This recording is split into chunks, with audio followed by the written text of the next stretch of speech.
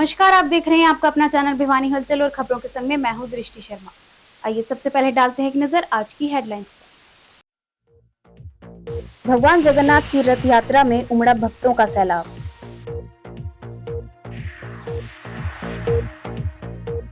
CSC centre में निर्धारित fees से ज्यादा लेने पर होगी सख्त कार्रवाई, कहा एडीसी ने। किसानों व जनता के विरोध के बावजूद बिजली विभाग का हो रहा निजीकरण।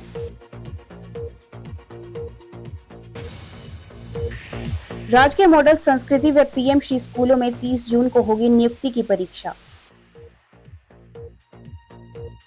समाधान शिविर व सीएम विंडो में आई समस्याओं के त्वरित निवारण के एडीसी ने दिए निर्देश। पशुपालन को बढ़ावा देने के लिए पशु विज्ञान विभाग में लगाई प्रशिक्षण शिविर। ठप पड़ी सीवरेज व्यवस्था को लेकर जन संघर्ष समिति ने किया प्रदर्शन। और अब खबरें विस्तार से। छोटी काशी भिवानी में भगवान जगन्नाथ की रथ यात्रा निकाली गई। यह यात्रा लोड बाजार से शुरू होकर शहर के मुख्य बाजारों से होती हुई वहीं लोड बाजार में ही संपन्न हुई। रथ यात्रा में भगवान जगन्नाथ, बलराम और सुभद्रा के रथ शामिल थे। यात्रा में भारी संख्या में भक्तजनों के साथ विधायक घनश्याम सराफ, सीबीएल की वीसी दीप्ति धर्मानी भी शामिल हुई। भगवान जगन्नाथ रथ यात्रा एक महत्वपूर्ण हिंदू त्योहार है जो भगवान जगन्नाथ, उनके बड़े भाई बलराम और बहन सुभद्रा को समर्पित है। यह यात्रा ओडिशा के पुरी में स्थित जगन्नाथ मंदिर से शुरू होती है, लेकिन इसे भारत के कई अन्य हिस्सों में भी मनाया जाता है। भिवानी में आयोजित रथ यात्रा में विधायक घनश्याम सराफ, सीबीएलयू की वीसी दीप्ति धर्मानी समेत भक्तजन शामिल हुए। विधायक घनश्याम सराफ ने शहर की अमन, चैन, शांति की मनोकामना की तथा भक्तों की मनोकामना को पूर्ण करने की दुआ भगवान जगन्नाथ से की। सीबीएलयू यूनिवर्सिटी की वीसी दीप्ति धर्मानी ने आयोजकों को साधुवाद देते हुए कहा कि जैसा कि जगन्नाथ शब्द से ही प्रतीत होता है कि वे सारे जग के नाथ हैं और शरीर हमारा रथ है, आत्मा इसमें जगन्नाथ है। उन्होंने कहा कि यात्रा इस बात का प्रतीक है कि जो यात्रा में शामिल होकर रस्सी को हाथ लगाते हैं वह मोक्ष को प्राप्त होते हैं।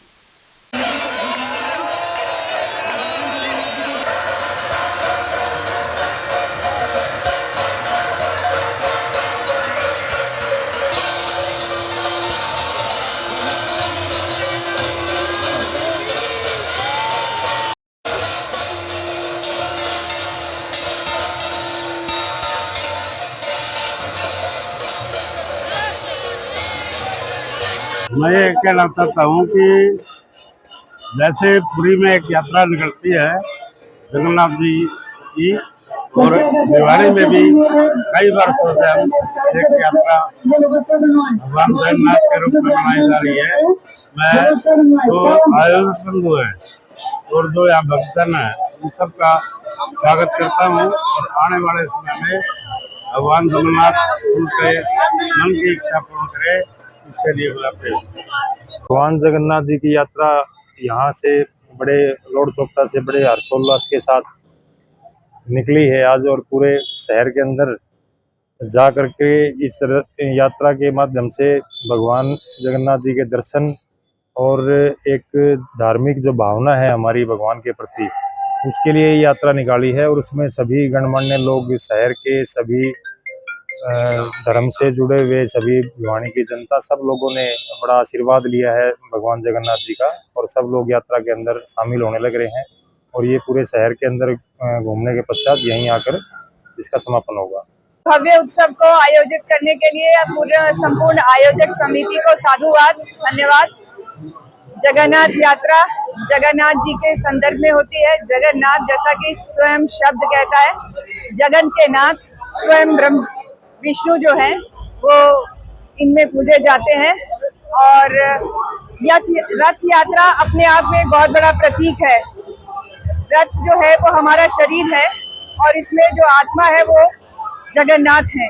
तो यह रथ यात्रा का संदर्भ ये है कि हमारी इस रथ को हाँकने वाला वो जगन्नाथ है, इसलिए हम शरीर रूपी इस रथ को, आत्मा रूपी जो हमारा वाहक है, उसको हम आपस में उसका संयोग करें, योग करें। ये यात्रा इस बात का भी प्रतीक है कि भगवान स्वयं आम जन में शामिल होकर उनके सुख दुख में भाग लेते हैं। ऐसी भी मान्यता है कि जो इस यात्रा में शामिल होते हैं और उस रस्सी को हाथ लगाते हैं, उन्हें मोक्ष प्रदान होता है। कुल मिलाकर विष्णु संसार के संरक्षक है हम सब मानव प्राणियों को इस दुनिया के संरक्षण के लिए सोचना चाहिए और विष्णु को अपने मन में धारण कर इस कार्य को संपन्न करना चाहिए।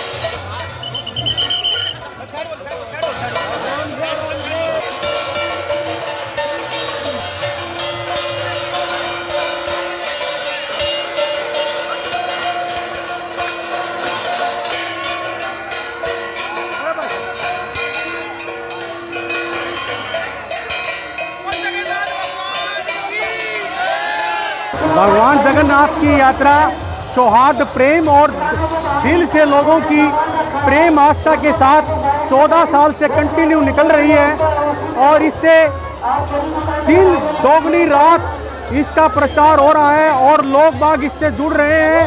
भगवान जगन्नाथ जी की कृपा सब पर बरस रही है। आज बहुत खुशी का दिन है। भगवान जगन्नाथ की यात्रा निकाली जा रही है।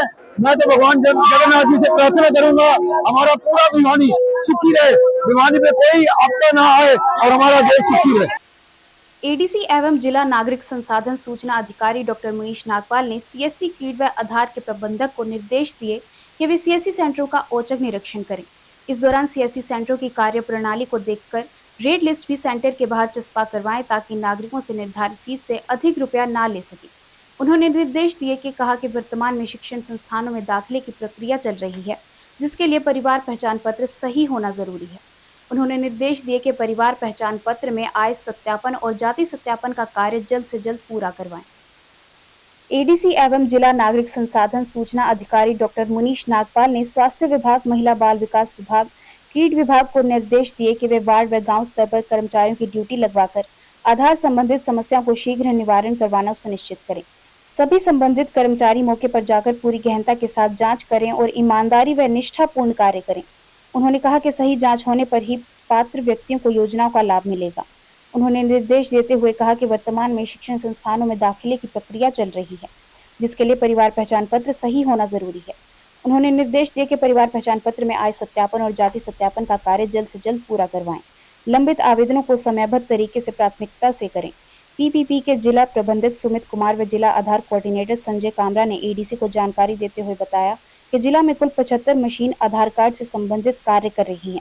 इस पर एडीसी ने संबंधित को निर्देश दिए कि वे आधार से संबंधित सभी मशीनों को दुरुस्त करवाएं। आधार को लेकर आज एक मीटिंग आयोजित की गई थी, जिसमें हमारे डीएमसीएससी हैं, डी क्रीम हैं, आधार से संबंधित हमारे नोडल ऑफिसर हैं, सभी संबंधित विभाग है, जिसमें चाहे हेल्थ डिपार्टमेंट है या जो चाइल्ड डेवलपमेंट POICDS का महकमा है या हमारे जो आंगनवाड़ी हैं, स्कूल हैं, शिक्षा विभाग है और हमारे एडमिनिस्ट्रेशन की तरफ से ये मीटिंग जो आज आयोजित की गई थी। तो इसी के बारे में मैं बताना चाहूँगा कि जो आधार एक जो महत्वपूर्ण दस्तावेज है और इसके बारे में UIDAI ने कैंपेन चलाया हुआ है, जिसमें जो अपने दस्तावेज है उसको अपलोड करने के बारे में POI और POA अपलोडिंग का कैंपेन चल रहा है। POI है कि प्रूफ ऑफ आइडेंटिफिकेशन जो अपलोड करना है और POA है प्रूफ ऑफ एड्रेस जो अपलोड करने के लिए कैंपेन चलाया हुआ है UIDAI की ओर से। तो इसके बारे में जो जिला स्तर पर भी हमारे तरफ द्वारा जो भिवानी में एक कैंपेन के कैंपेन चलाया जा रहा है, हम भी इसको कैंपेन मोड में चला रहे हैं। इसी के लिए हमने आज जो मीटिंग आयोजित की गई थी, जिसमें जिला शिक्षा अधिकारी भी थे, POICDS भी थे, हेल्थ की ओर से सिविल सर्जन थे, पुलिस डिपार्टमेंट की ओर से थे, विभिन्न विभागों की ओर से हमारे जो अधिकारी थे और क्रिड की ओर से हमारे जितने भी ऑपरेटर हैं, जेड क्रीम है, डी क्रीम है, वो सभी उपस्थित थे। तो उनके आज हमने इस बारे में फैसला किया कि जो आंगनवाड़ी सेंटर है हमारे यहाँ या जो स्कूल हैं, स्कूल में भी कहना चाहूँगा कि ये जो मैंडेटरी जो बायोमेट्रिक अपडेट आवश्यक है 5 से 15 वर्ष के बच्चों के लिए, तो जिला शिक्षा अधिकारी को भी आज कहा गया है कि सभी स्कूलों में इसके बारे में जो कैंप आयोजित करें। सभी स्कूल में बच्चे हैं उनको जो अपडेट करने के लिए उनके द्वारा ये शेड्यूल बनाया जाएगा, ऐसे आंगनवाड़ी सेंटर पर बनाया जाएगा, हेल्थ डिपार्टमेंट की ओर से भी। और मैं बताना चाहूँगा कि हमारे यहाँ जो ECMP किट हैं, इसके बारे में जो बायोमेट्रिक मशीनें हैं हमारे पास 52 के आसपास, टोटल किट हमारे पास 75 उपलब्ध हैं, जिसमें ECMP किट हमारे पास 52 है और ECL हैं जो हमारे पास टैब्स हैं वो भी उपलब्ध हैं। जब क्रिड में हमारे 12 मशीनें उपलब्ध हैं और जो डिपार्टमेंट पोस्ट है हरियाणा सर्कल के 17 मशीनें उनके पास उपलब्ध हैं। CSC किट 14 उपलब्ध हैं। IPPB टेबलेट वो 11 हैं और एजुकेशन जो शिक्षा विभाग है उसके पास 13 उपलब्ध हैं। WCD डिपार्टमेंट के पास जो टैब्स हैं वो 4 हैं। हेल्थ के पास 8 हैं। अर्बन डेवलपमेंट में हमारे भवानी खेड़ा में भी उपलब्ध है। तो मशीनें हमारे पास पर्याप्त मात्रा में उपलब्ध है। उन मशीनों का विभाग के अनुसार और उनके गांव के अनुसार, उनके ब्लॉक के अनुसार और उपमंडल के हिसाब से जिला स्तर पर जो भी इसमें कैंप की जो तिथि निर्धारित की गई है वो कैंप वो लगाए जाएंगे और उस तिथि के बारे में इस बार वाइड पब्लिसिटी की जाएगी, ज़्यादा से ज़्यादा प्रचार प्रसार किया जाएगा ताकि ज़्यादा से ज़्यादा लोग हैं अपने आधार को अपडेट करा सकें। सर्व कर्मचारी संघ से संबंधित all Haryana power corporation workers union की कन्वेंशन का आयोजन सर्कल सचिव अशोक गोयत की अध्यक्षता में हुआ। कन्वेंशन में राज्य कमेटी की तरफ से राज्य कमेटी कोषाध्यक्ष सुरेंद्र यादव, राज्य ऑडिटर धर्मवीर भाटी, राज्य उपप्रधान राजेश सांगवान, राज्य सचिव लोकेश, राज्य कमेटी सदस्य चांदराम व विजय जांगड़ा ने कहा कि केंद्र सरकार बिजली के ढांचे को अपने चहेते पूंजीपतियों के हवाले करने जा रही है। उन्होंने कहा कि बिजली का पूरा विभाग मुनाफे में चलते हुए भी किसानों व जनता के विरोध होने के बावजूद भी जबरदस्ती विभाग का निजीकरण किया जा रहा है। राज्य कमेटी कोषाध्यक्ष सुरेंद्र यादव ने कहा कि बिजली क्षेत्र निजी कंपनियों के हाथों में जाने के बाद आम जनता व किसानों को मिलने वाली सब्सिडी बंद हो जाएगी और बिजली के दाम बढ़ेंगे, जिससे आमजन पर आर्थिक बोझ बढ़ेगा। लेकिन इसके बावजूद भी सरकार अपने चहेते पूंजीपतियों को लाभ पहुंचाने के लिए आमजन व बिजली विभाग कर्मचारियों के हितों पर कुठराघात कर रही है, जिसे कतई बर्दाश्त नहीं किया जाएगा तथा सरकार की इस तानाशाही के खिलाफ मजबूती से आवाज उठाई जाएगी। इसी के चलते बिजली विभाग कर्मचारियों ने 9 जुलाई को होने वाली राष्ट्रव्यापी हड़ताल में बढ़ चढ़कर भाग लेने का आह्वान किया है ताकि केंद्र सरकार की गलत नीतियों के खिलाफ आवाज उठाई जा सके। हमारी जो आज की जो कन्वेंशन है सर्कल की, ये 9 जुलाई की हड़ताल को लेकर जो राष्ट्रव्यापी हड़ताल है उसको लेकर है। कर्मचारियों के काफी मांग मुद्दे हैं। कर्मचारियों पुरानी पेंशन का है, निजीकरण का है, महंगाई का है, कर्मचारियों की छटनी का है, कच्चे कर्मचारियों को पक्का करने का है, OPS का मामला है, NPS को खत्म करके OPS लागू करी जाए। काफी मुद्दों को लेकर के ये हमारी राष्ट्रव्यापी हड़ताल है।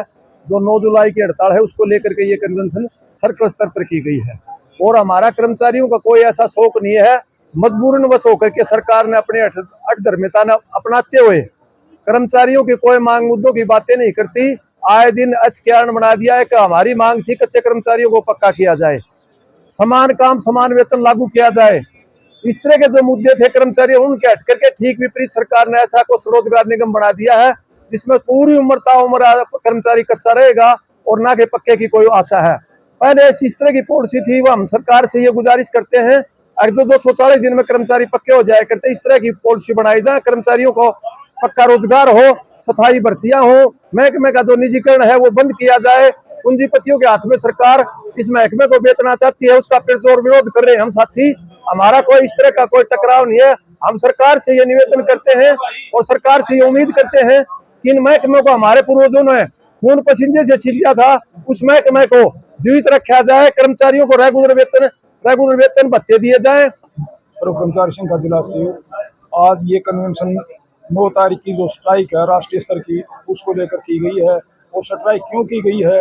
क्योंकि काफी पिछले 11 साल से सरकार कर्मचारियों का शोषण कर रही है, निजीकरण की तरफ बढ़ रही है। जो मांग होती है कर्मचारी की कुछ और, सरकार उसके उल्टी चलती है। कर्मचारियों की मांग है पुरानी पेंशन बहाल की जाए, लेकिन पुरानी पेंशन को बहाल न करके एक UPS और लेके आ गई जो कि उसे NPS से भी खतरनाक है।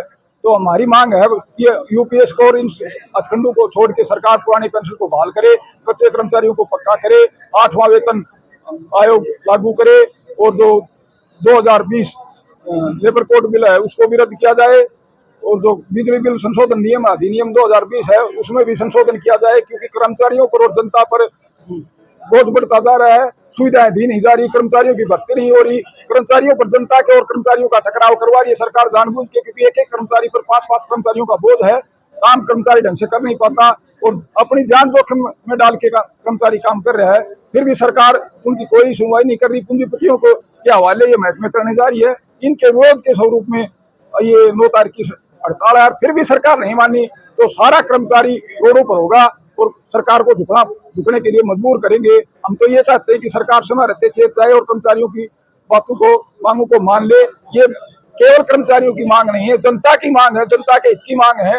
काम पक्का करवा रहे हैं, एक एक कर्मचारी से दुआ काम ले रहे हैं, वेतन सरकार दे नहीं है।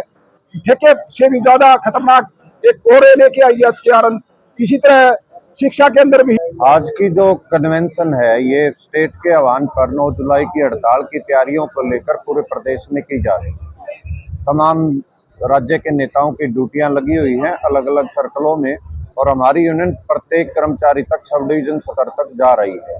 सरकार कर्मचारियों से, बीजेपी की सरकार पिछले 11 साल में सरकार ने कोई वार्ता नहीं की है, और सरकार से बार बार जाके वार्ता की है मुख्यमंत्री, चाहे पहले मनोहर लाल खट्टर जी थे, चाहे अब नायब सैनी।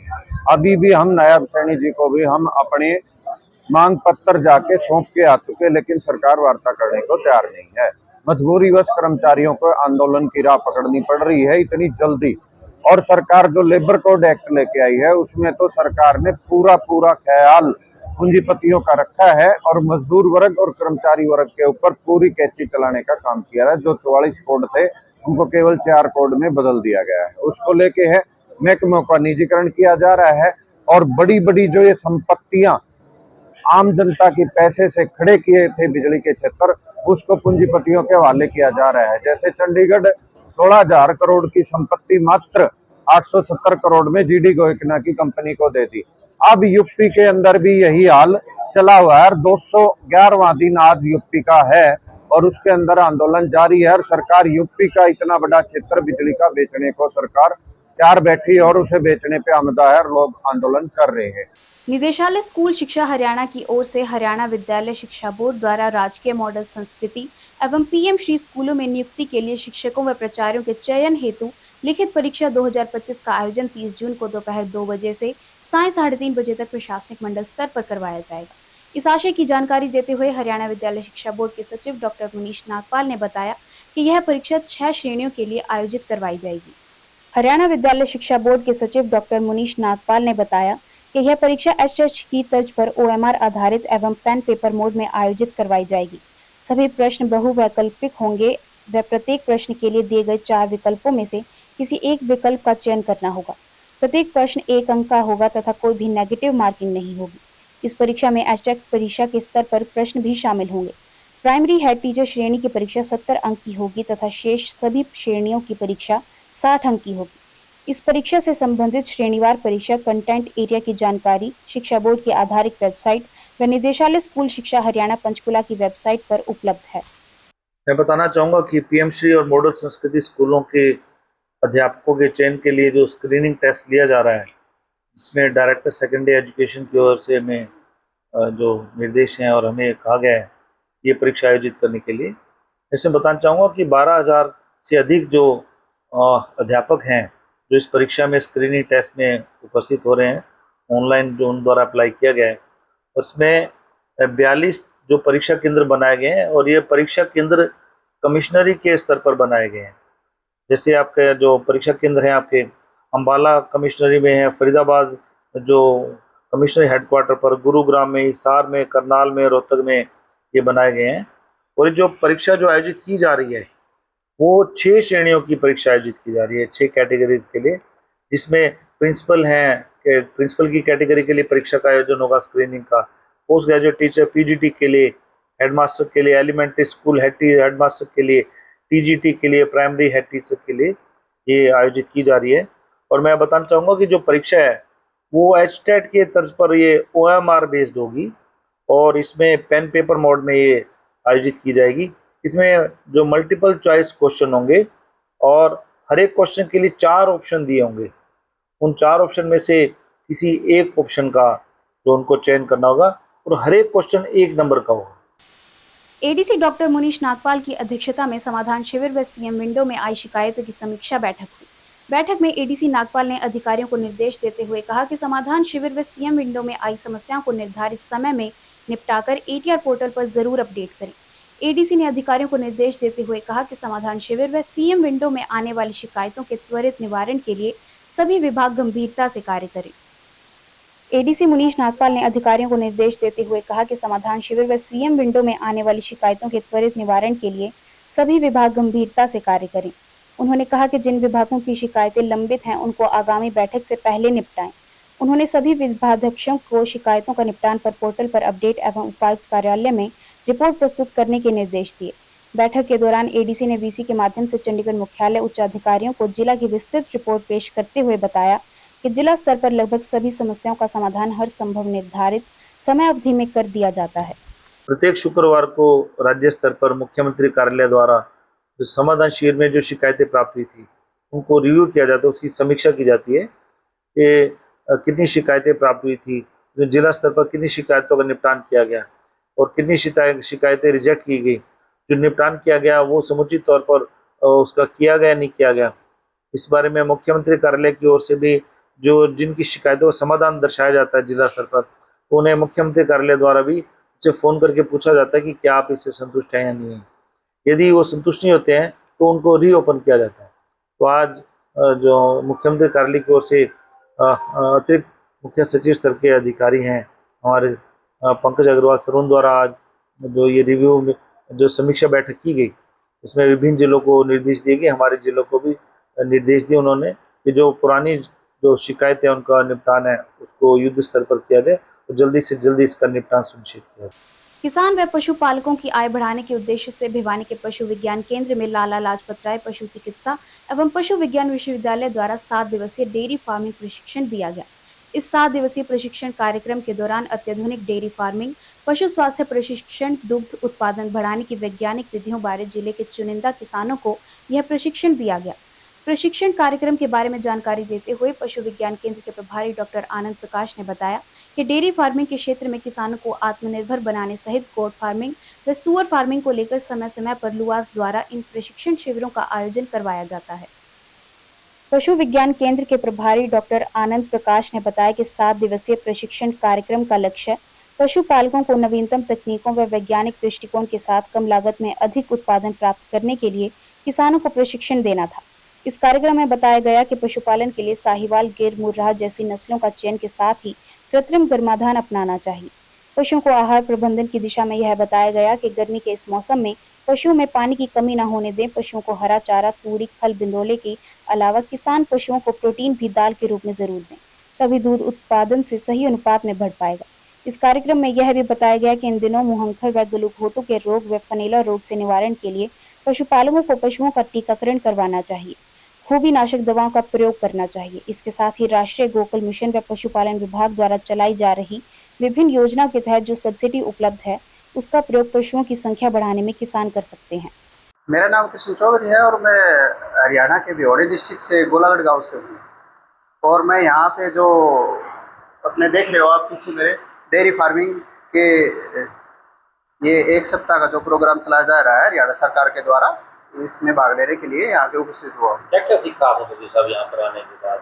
यहाँ पे आने से काफ़ी चीज़ जो मेरे डाउट थे, जो एक ऐप भ्रांति थी और अंधेरे में जो मैं घूम रहा था आज तक, तो यहाँ पे आके प्रकाश, मेरी जो बुद्धि है और जो मेरा ज्ञान है उस पर प्रकाश काफ़ी मिला है और काफ़ी चीज़ें चेंज हुई है। इससे पहले आप किस प्रकार से जो है मैं करता था, जैसे अपने ग्रामीण क्षेत्र में जैसे एक दूसरे को देख के या एक दूसरे को सलाह मशवरा करके जैसे रहता था, उसके अकॉर्डिंग कर रहा था।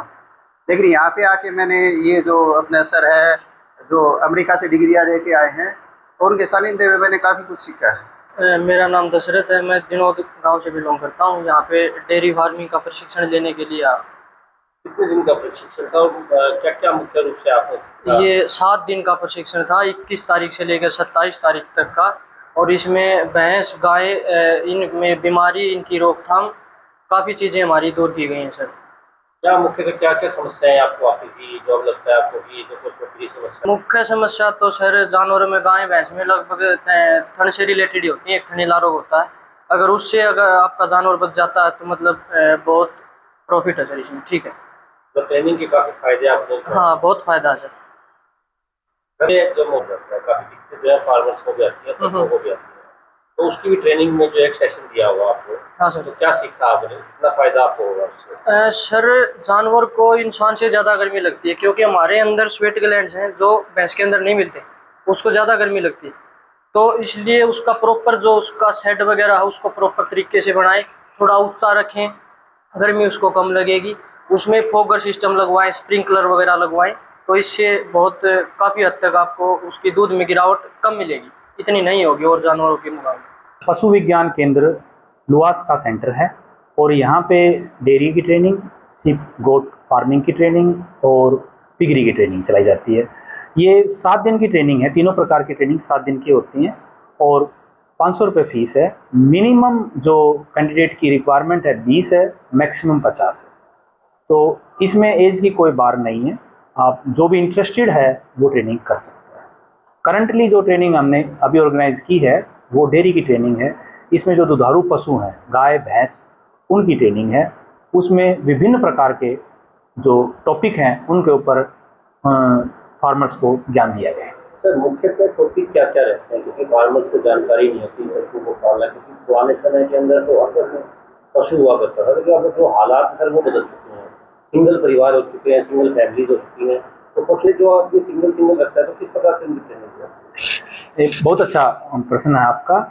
इसमें हमने ये देखा कि आजकल का जो फार्मर है, जो लाइव स्टॉक ओनर है, वो काफ़ी इस बात को समझ चुका है कि जिस तरह से वो पहले पशु पालते थे उस तरह अभी पशु पाले नहीं जा सकते। इसलिए वो काफ़ी इंटरेस्ट से हमारे पास ट्रेनिंग करने आते हैं। वो ये चाह रहे हैं कि अगर हम एक पशु भी पालें, क्योंकि दूध को हमको ही पीना उसको, तो हम उसको वैज्ञानिक तरीके से पालें ताकि हमारे को ना दूध की क्वालिटी अच्छी मिले और दूध से जो बने हुए प्रोडक्ट है हम उनको एंजॉय कर सकें। भिवानी शहर के मैम गेट स्थित जलान आंखों के अस्पताल के पास 1 वर्ष से ठप पड़ी सीवरेज की दुर्दशा को लेकर दुकानदारों ने जन संघर्ष समिति के नेतृत्व में जन स्वास्थ्य अभियांत्रिकी विभाग के अधिकारियों के लापरवाह रवैये के विरुद्ध ठप सीवरेज के पास प्रदर्शन किया। जन संघर्ष समिति के संयोजक कॉमरेड ओम प्रकाश व समाजवादी पार्टी के जिला अध्यक्ष नरेंद्र शर्मा ने बताया कि यह सीवरेज पिछले 1 वर्ष से ठप पड़ा है। इससे स्थानीय दुकानदारों व रोड से आने जाने वाले लोगों को भारी परेशानी झेलनी पड़ रही है। जन संघर्ष समिति के संयोजक कॉमरेड ओम प्रकाश व समाजवादी पार्टी के जिला अध्यक्ष नरेंद्र शर्मा ने बताया कि इसकी शिकायत स्थानीय दुकानदारों ने भिवानी विधायक व नगर परिषद चेयरमैन प्रतिनिधि व जन स्वास्थ्य अभियांत्रिकी विभाग के अधिकारियों को कई बार की है, परंतु विभाग की लापरवाही का खामियाजा आम जनता को भुगतना पड़ रहा है। उन्होंने कहा कि विभाग के पास ठप सीवरेज के गंदे पानी को निकालने वास्ते पिछले 1 वर्ष से ईजन ट्रक के खर्च लाखों रुपए हो चुके हैं, परंतु विभाग इस ठप सीवरेज को ठीक नहीं कर रहा। विभाग के एसडीओ सूर्य प्रकाश से जब कॉमरेड ओम प्रकाश ने टेलीफोन से संपर्क किया तो उन्होंने 3 दिन में ठीक करवाने का आश्वासन दिया है। उन्होंने कहा कि यदि यह ठप सीवरेज बारिश आने से पहले ठीक नहीं होगा तो यहाँ पानी भर जाएगा तथा सीवरेज का पता लगने से बड़ी दुर्घटना का कारण बन सकता है। इसलिए स्थानीय दुकानदारों ने जन स्वास्थ्य अभियांत्रिकी विभाग के अधिकारियों को आगाह कराया है कि यदि 3 दिन में ठप सीवरेज ठीक नहीं हुआ तो यहाँ सीवरेज के पास अनिश्चितकालीन धरना शुरू करने पर मजबूर होंगे। मेरा नाम नरेंद्र शर्मा है, मैं समाजवादी पार्टी के जिला अध्यक्ष हूँ और आज अपने दुकानदार भाइयों की समस्याओं को समाधान करने के लिए आज हम सभी इकट्ठे हुए हैं। भाई जी का भी मैं धन्यवाद करता हूँ कि उन्होंने अपना खूब कीमती समय निकाला और ये अपने जो स्थानीय दुकानदार भाई हैं ये बहुत परेशान है। बरसात का मौसम है और पूरा शहर जलमग्न है। प्रशासन बार बार कहता है कि हम बरसात से पहले सीवरेज की सफाई कर देंगे, ये कर देंगे, वो कर देंगे, लेकिन पूरा शहर जिधर भी हम जाके देखते हैं थोड़ी बरसात होती है जलमग्न हो जाता है। तो यहाँ लोग अपना इलाज करवाने के लिए आते हैं और खुद यहाँ बीमार होकर के चले जाते हैं। इतना बुरा हाल है। अगर यहाँ इसी तरह से यात्री तो दाएं बाएं से निकल जाएंगे, लेकिन यहाँ का प्रशासन के अपने दुकानदार भाई हैं बहुत ज़्यादा बीमार शुमार है, इनका काम धंधा रुक गया है। मैं ये कहूँगा जी 1 साल से ये खड्डा खुदा हुआ है सीवर का और 25 फुट गहरा है। इसके अंदर कोई भी गिरा वो बचेगा नहीं। और आज भी इस टाइम भी किसी टाइम भी पानी चला लो सप्लाई का सीवर का पानी आएगा, बिल्कुल सीवर का पेप्सी जैसा, पेप्सी की जरूरत नहीं, इतना काला पानी है बिल्कुल। और सर विधायक जी ने आश्वासन दिया था, उनके बच्चे भी आए थे वोटों में तो पैर पकड़ने लग रहे थे, बोले हम बना देंगे। उनकी बीवी बच्चे जो भी आए थे वो भी बहुत ज्यादा रिक्वेस्ट करा था वोट हमें देना, वोट के बाद में ही बना देंगे। आज तक वो ये भी नहीं देखने आए भी क्या हो रहा है इनके साथ में। शासन भी कोई ध्यान नहीं दे रहा तो फिर लोग क्या करें, लोग कहाँ जाएं। आज मजबूर होकर के ये दुकानदार नहीं, दुकानदार तो अपनी दुकान संभालता है भाई, कभी प्रदर्शन में कभी आता ही नहीं है। ये मजबूर होकर के आज हमने इस महकमे के खिलाफ, जिला प्रशासन के खिलाफ, सरकार के खिलाफ ये प्रदर्शन करना पड़ा है और हम उनको आगाह करते हैं कि जल्दी से जल्दी 2-4 दिन में इसको ठीक किया जाए। और अब चलते चलते पंगासस बनाने वाली कंपनी और इस तरह की जो अन्य हैकिंग कंपनियां होती हैं उनका काम ऐसे चलता है कि वे फ़ोन के सॉफ्टवेयर की एक या एक से अधिक कमजोरियों को चिन्हित करती हैं तथा उनका फायदा उठाकर फोन को हैक कर देती है। हैक हुए फोन के तमाम ऐप, मैसेजिंग, कैमरा, माइक आदि उनके नियंत्रण में आ जाता है। एप्पल कंपनी ऐसी कमजोरियों को पहचानने के बदले हैकरों को लाखों डॉलर देती है और फिर उन्हें दूर कर अपने उत्पाद को अधिक सुरक्षित बनाने का प्रयास करती है। लेकिन ऐसी कंपनियां भी हैं जो हैकरों को अधिक पैसा देकर उन कमजोरियों की जानकारी खरीद लेती है ताकि उनका फायदा उठाया जा सके। जहां तक फोन और उसके डेटा को सुरक्षित रखने का सवाल है, तो यह समझा जाना चाहिए कि अगर बेहद उन्नत और महंगी तकनीक के सहारे, जैसे पेगासस एक सैन्य स्तर की तकनीक है, हैकिंग हो तो उससे रोक पाना बेहद मुश्किल है। एमनेस्टी इंटरनेशनल की फोरेंसिक लैब ने एक मोबाइल वेरिफिकेशन टूल निकाला है जिससे न केवल पेगासस वायरस बल्कि डिवाइस में मौजूद गड़बड़ी कर रहे अन्य ऐप भी चिन्हित किए जा सकते हैं। बहुत सारी छोटी कंपनियां हैं जिनके पास अपने उत्पाद को अधिक सुरक्षित बनाने के समुचित बजट नहीं होता। इनके फ़ोन और ऐप को बड़ी संख्या में लोग इस्तेमाल करते हैं। जो लोग सुरक्षित हैं वे भी पूरी तरह सुरक्षित नहीं हैं। आमतौर पर एक व्यक्ति का डाटा लगभग 100 जगहों पर है, जैसे अस्पताल में, चुनाव आयोग के पास, आधार प्राधिकरण के पास, यातायात कार्यालय में, विभिन्न सेवाएं प्रदान करने वाली निजी कंपनियों के पास आदि। अगर इन्हें इस डेटा को सुरक्षित रखने में कोई फ़ायदा ना दिखे और डेटा को लीक या ब्रीच होने से उन्हें कोई नुकसान ना हो, तो वे फिर इसकी परवाह क्यों करेंगे। तकनीकी रूप से इसे रोकना बड़ी चुनौती है। और अब जाने से पहले एक नज़र आज की हेडलाइंस पर। भगवान जगन्नाथ की रथ यात्रा में उमड़ा भक्तों का सैलाब।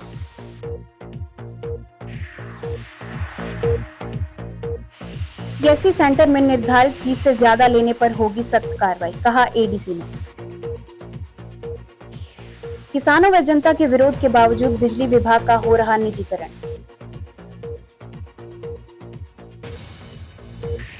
राजकीय मॉडल संस्कृति व पीएम श्री स्कूलों में 30 जून को होगी नियुक्ति की परीक्षा। समाधान शिविर व सीएम विंडो में आई समस्याओं के त्वरित निवारण के एडीसी ने दिए निर्देश। पशुपालन को बढ़ावा देने के लिए पशु विज्ञान विभाग में लगाई प्रशिक्षण शिविर। ठप पड़ी सीवरेज व्यवस्था को लेकर जन संघर्ष समिति ने किया प्रदर्शन। अब मुझे दीजिए इजाजत और देखते रहिए आपका अपना चैनल भिवानी हलचल।